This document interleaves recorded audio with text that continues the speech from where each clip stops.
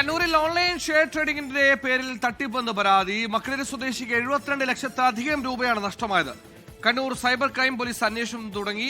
FB പരസ്യം കണ്ട് ഈ പറഞ്ഞ ട്രേഡിംഗ് ആപ്പിലേക്ക് പോവുകയാണ്.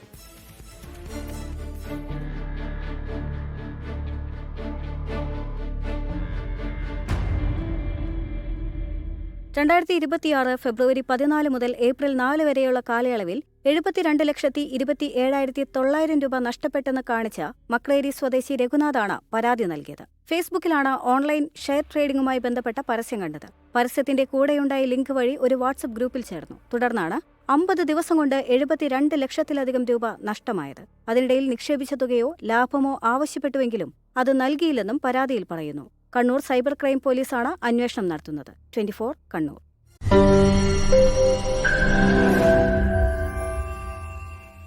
ലോകത്തെവിടെയായാലും ഏത് സമയത്തും 24 വാർത്തകളും ഓഗ്മെന്റഡ് റിയാലിറ്റി പാക്കേജുകളും എക്സ്പ്ലെയിനറുകളും വിശദമായി കാണാൻ ഞങ്ങളുടെ യൂട്യൂബ് ചാനൽ നിങ്ങൾക്ക് സബ്സ്ക്രൈബ് ചെയ്യാം.